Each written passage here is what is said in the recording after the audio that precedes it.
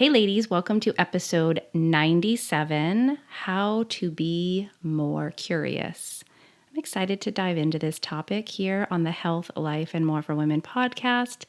But before we do that, I want to take a moment of reflection. This is the last episode of season 2. What? That's so unbelievably crazy to me. I can remember when the first episode was airing, and I can remember that feeling. I can even go back before that and tell you that the feeling of telling my husband he was the first person to know this was happening, and his response just stands out in my mind every single time I record on here. His response was, I've been waiting for this.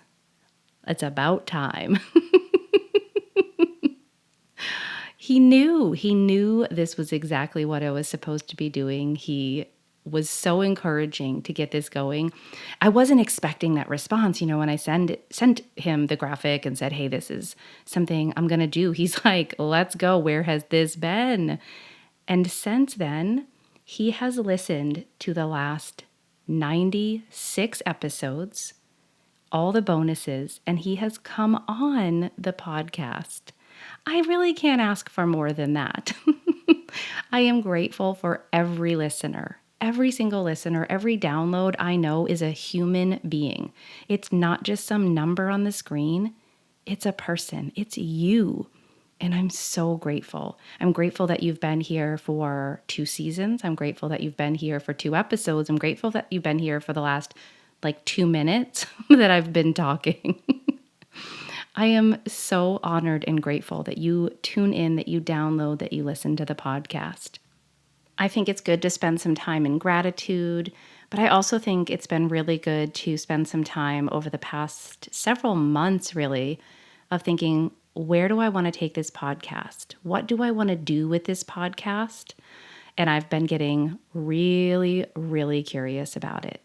And here we are today talking about how to be more curious. I mean, you can tell why, because I've been living in the space of curiosity. Now, I would say I generally live there anyway. This is part of the work that I do. It's part of who I am. Very curious person. And I'll tell you, the number one reason why I choose to be curious is because it has taken the place of being judgmental. Yep, super judgy judgerson kind of person. I don't know if it's in my personality, it's who I was, but judgment was my default. Now, you might relate to that. You might think, yeah, I do that all the time. I go right to judging others, myself, yep, judgy judgerson. However, when I really learned about the benefits of taking judgment out and putting curiosity in, it changed my life. Now, I know innately, don't be judgy judgerson. Don't be judge and jury. Stop judging yourself. Stop judging others.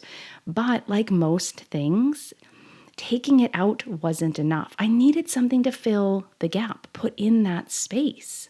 And that's where curiosity came in. So instead of judging myself for something I did or did not do, what I did instead was ask questions. So if you want to know how to be more curious, it is that simple.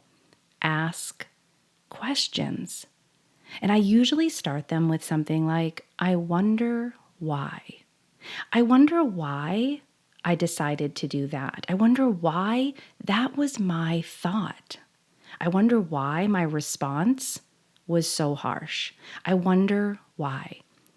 I literally find myself asking this question, this curiosity question, all the time. First of all, I want to dig deeper into my own thoughts. I want to understand the root of where everything comes from. Again, might be innate to my personality, but let me encourage you that when you understand the root, when you get down to the nitty-gritty, right there, you can't go any further. This is the answer. That's where change can happen.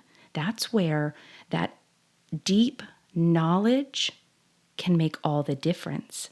If I understand the why behind something, I can either say, yep, this really fits with who I am, what I believe, my morals, my character, my being, my business, all of that. Or that's not who you want to be. That does not fit at all.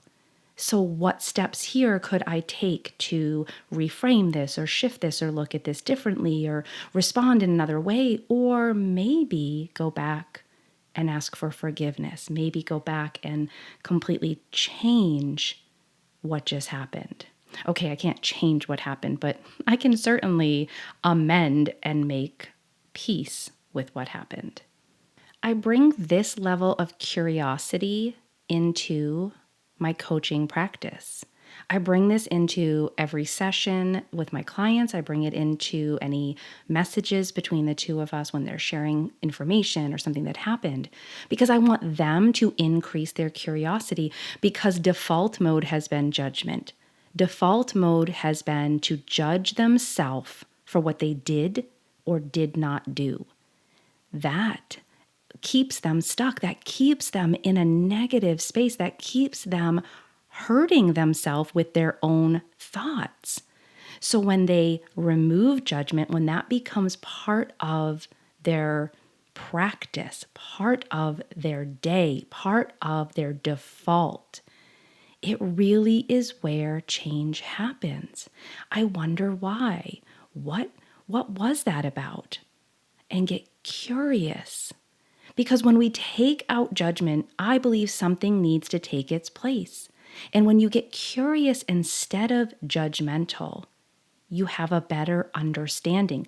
Judgment is kind of like a hard stop, period, end of sentence. Curiosity is like that ... Let's see what's next. I actually teach a concept. It's a grammar concept I use in my coaching practice. It's called comma but. Get curious to the other side of that sentence. Now, as a mom of 4 daughters, I also want to foster curiosity in my kids. I want them to be curious people, curious individuals in this world. That means they're wondering. They're wondering why. They're wondering what. They are forming those roots. Some of the roots are already established. I think those things happen really young. And I want them to even go back to their own roots. I wonder why I think that way. I wonder why that comes up for me. I wonder why I always respond that way. I wonder why I'm always getting in trouble for this same thing. I want them to be curious. So to help foster that in them, instead of going right to judgment or even right to punishment, I'm going to ask the question. I wonder why that happened. I wonder why you chose that. I want them to take a look at their thoughts. Now, we know that the brain is not fully developed. They're going to have to be in their 20s for those consequences to even be thought of before they take an action. So knowing this, I can help them think after. I know we want them to think before. I know we want them to consider things and even go to the curiosity before they do something. That's just not going to happen. So let's invite it after. Take a look at your thoughts. Take a look at the process that your brain just went through. Where did that come from? I want them to be curious. And I want them to be curious because I know what happens when we're not. Judgment. It's not just me. I hear it from women every single day. Default mode is judgment. Judgment for what I ate, judgment for not doing something, judgment for how I spoke to someone, judgment for allowing this, so much judgment.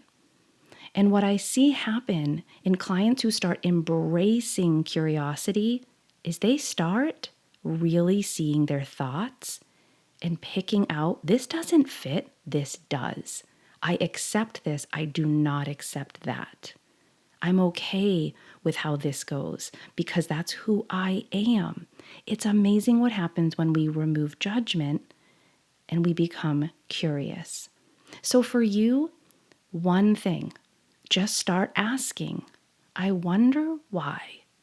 And I would say the tone in which you speak to yourself needs to be a curious tone. If that's a thing, is that a thing? That's how I talk. It's not, I wonder why you did that, not harsh. It really is this exact way. I wonder why. And start inviting that today. Short and sweet, but what a beautiful way to end season 2 of the Health, Life, and More for Women podcast. I really look forward to joining you again here on the podcast next week for episode 98, which is the first episode in season 3. All right, ladies, until then.